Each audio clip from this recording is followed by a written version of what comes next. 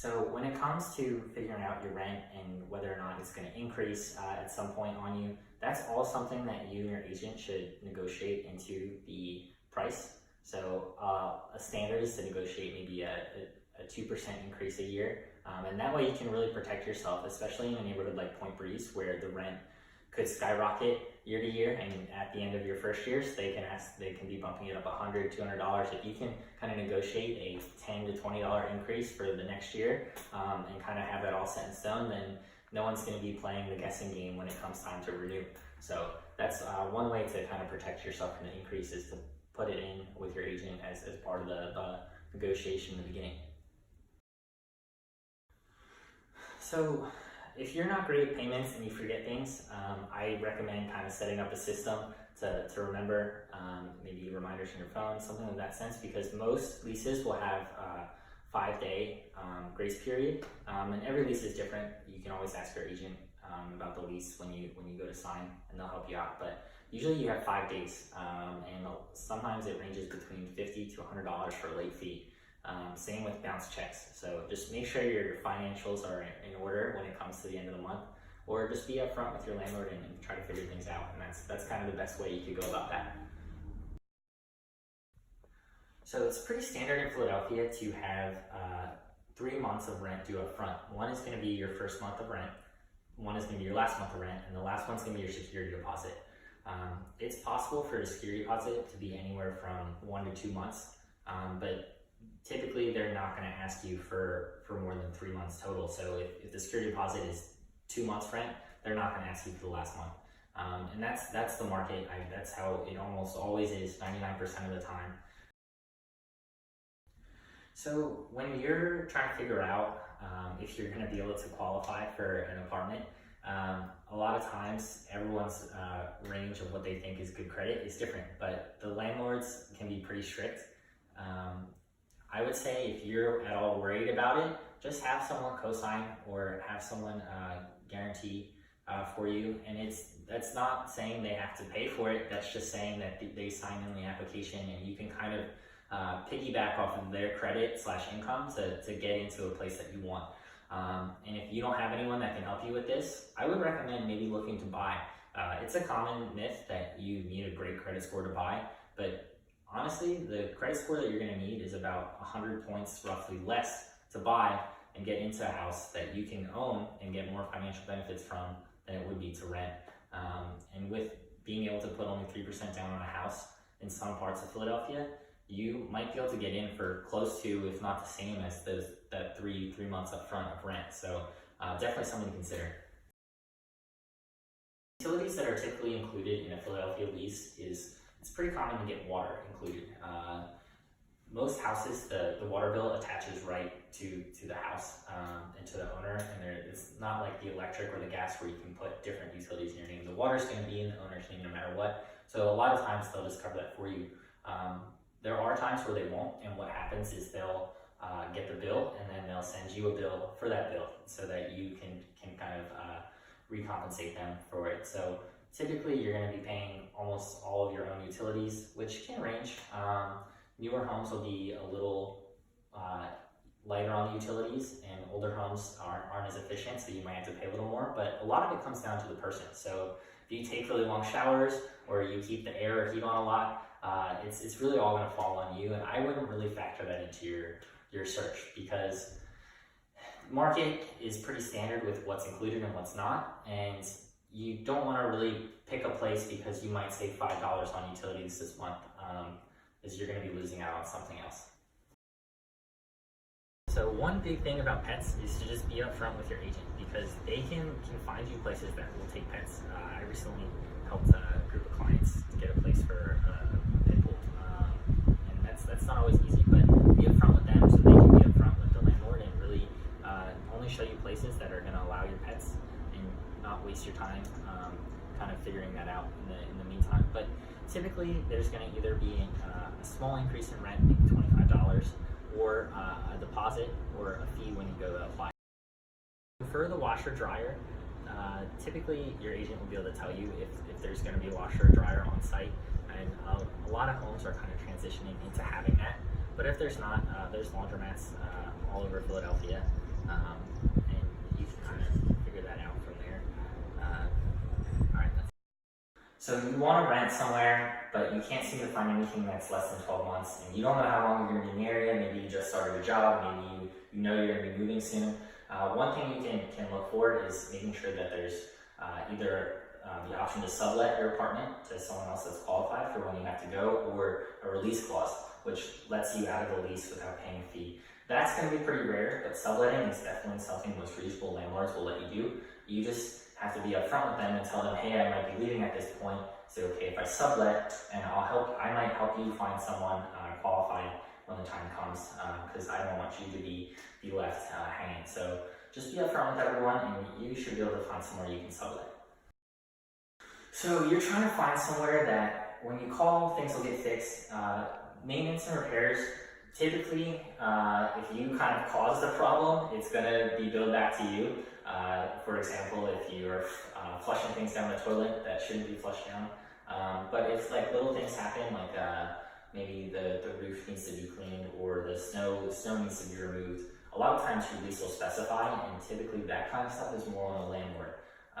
But it's all going to be in the lease. And what I would recommend is just kind of when you're shopping around for places, if it's a bigger property manager, you can kind of get reviews on whether or not they're good with fixing things. And if they're smaller and there's not many reviews, I would just ask your agent about it, see if they know anything, and see if they can kind of point you to the spot in the lease that will help you with that. When you want to have guests over, I would say most leases will allow you to do so. Typically, landlords don't want other people living there without knowing it. That's where you're going to get into trouble, and that's actually going to be a violation of your lease in most cases. So, as always, be upfront with your landlord. If you're going to have someone over, it's usually fine. The lease will dictate that, but typically leases will say no guests for more than a week in a row without landlord's prior permission.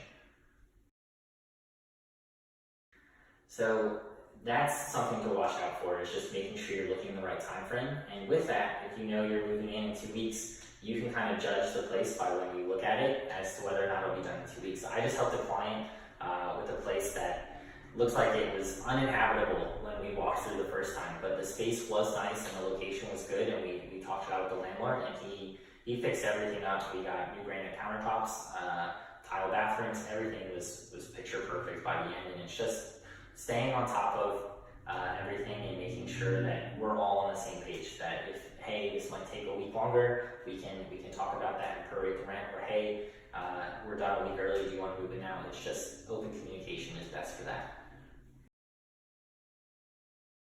Okay, so if you're not sure you're going to qualify for a rental, these are the main 2 things, and if these things are good, you shouldn't have to really worry otherwise. If they're not good, then you might have to find a way to make yourself look presentable. But income is going to be number 1 thing, steady income. A lot of places will even overlook your credit to an extent if your income is well and above. And they usually look for 2 to 3 times your the monthly rent in your gross income. So let's say you want a place that rents for $1,000 a month. They're going to be looking for you to make between $2,000 and $3,000 at least a month before taxes. So your paycheck before everything else is taken out. Credit, everyone's different. I've seen places that need at least 700, some places 600, 650. It could be anywhere in the realm based on the neighborhood, the landlord, all that stuff. But if your credit is above those kind of figures and your income is where it needs to be with what I just stated, then you should be fine. You are afraid that maybe this neighborhood isn't as good because of the price and the crime is bad. Well, you can use websites like Philly Crime Data and Niche.com to kind of really get a little piece of the puzzle within the neighborhood and kind of figure out what's going on there. It'll report all the numbers of crimes and the types of crimes, and you'll get kind of reviews from other people on Niche.com as well. So there's sites you can go to kind of filter the crime. But one thing I will say with Philadelphia is these neighborhoods are block by block. So for example, you could be on one street that no one wants to live on, and you could be on another street that everyone wants to live on just a block over. So it's kind of tough to use crime maps that you see on either Zillow or Realtor.com or sites like that, because they just blanket the neighborhood, and you can't do that with Philadelphia. So when it comes to crime, talk to your agent and do some little research on your own. So a lot of times people will ask me, would you live in this neighborhood? Is this something you'd be open with? And to that I respond, my preferences are very different than yours. So because I would live here or not live there shouldn't mean you should live there or not live there. And everyone has different activities they like to do too. I love Point Breeze. I don't need there to be a bar and coffee shop on every single corner. I'm fine with walking a couple blocks or having a lot of my nightlife be 5-10 minutes away by an Uber. But other people might want that, and you never know. So would you live here is typically a tough question for an agent to answer, because maybe they already do and they're biased, or maybe they're not the same as you and they're going to give you an answer that you might not want to hear. So I think that's something that you should ask more specific questions about what you like, and ask the agent if that's there, and kind of help them figure out if this is a good fit for you. So is the price negotiable? People always tell me, hey, if this price is just a little bit less, I would take it, or wow, that's such a great deal. It all comes down to the market. These people are pricing their things for a reason. Some people are unreasonable, and you just talk to your agent about it. They'll be able to do research and access data to give you ammunition for if you want to negotiate your price. And that goes for leases as well, which is a lot of times people don't realize that. And I, so far, have saved my clients an average of 14% off the ask price for a lease. And I take a lot of pride in getting people the better deal because I want to help you guys out however I can and just get you in somewhere at a fair rate. That way, if you need anything in the future, I can help you out too in negotiating the renewal and stuff like that. I want to make sure my clients are covered on all bases for that, but it's negotiable. You just have to look at the market data and see what other places are going for and why.